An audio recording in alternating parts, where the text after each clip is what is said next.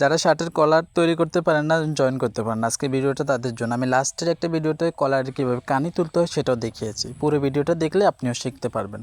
চলেন শুরু করি।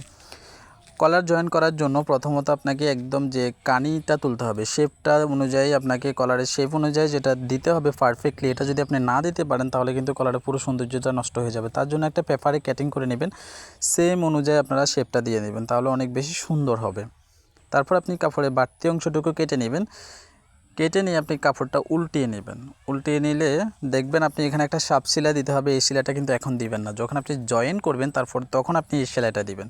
এখন জয়েনিংটা দেখেন, আপনি প্রথমত শোল্ডার জয়েন করে নেবেন, দুই পাশের শোল্ডারটা ভালো করে জয়েন করে নেবেন, ব্যাক স্টিক দিবেন যেন ছুটে না যায়।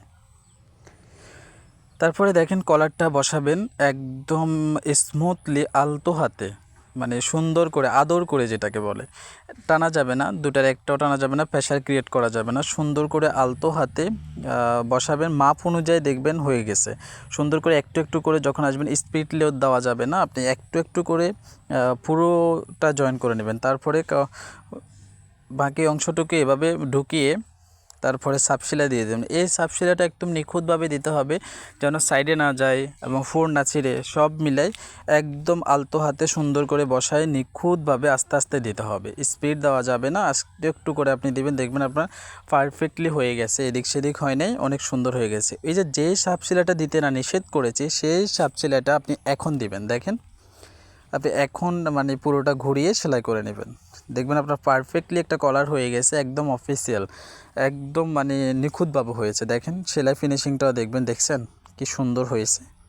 এখন আপনাদেরকে আমি দেখাবো যে কলারে কীভাবে কানিটা তুলতে হয়।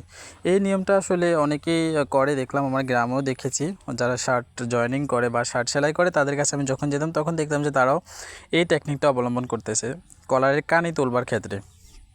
দেখেন একদম এখানে একটা কানিতে একটা সুতা দিয়ে দিবেন। সুতাটা কিন্তু এভাবে দিবেন, যখন আপনি কলারটা উল্টাবেন তখন টান দিলে একদম পারফেক্টলি কানিটা চলে আসে।